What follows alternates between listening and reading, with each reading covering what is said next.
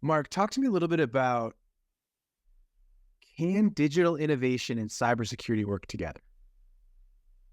Oh, well, they have to, right? It's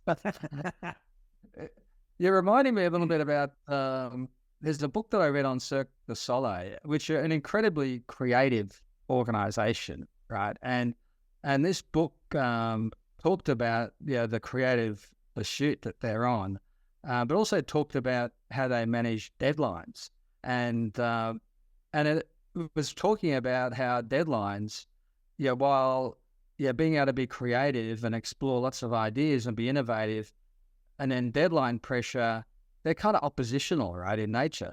But Cirque du Soleil was arguing that their success has actually come through the combination of both of those. In fact, deadlines create the drive to come up with solutions.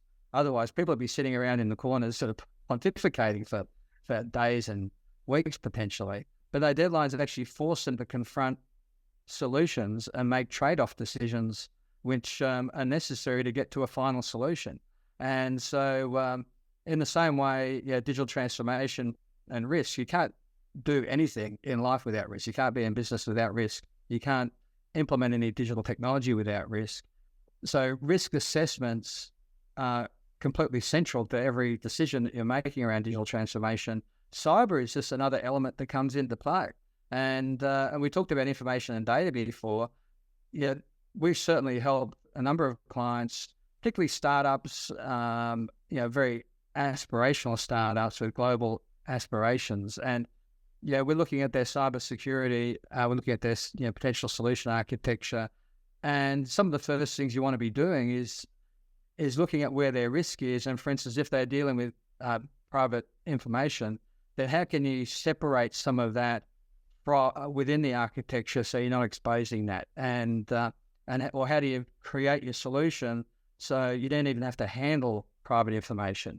You've just got unique identifiers, and the private information gets stored somewhere else. So you're not even aware of who these people are, but that's fine. You can still reliably process what you need to process. And so, the combination of the two is ultimately where the power is. And so they need to coexist, and they need to coexist together. And this is the essence of the secure by design concept, right? Is bring those cybersecurity problems right up to the front, so they become part of your design criteria and your design assessment criteria.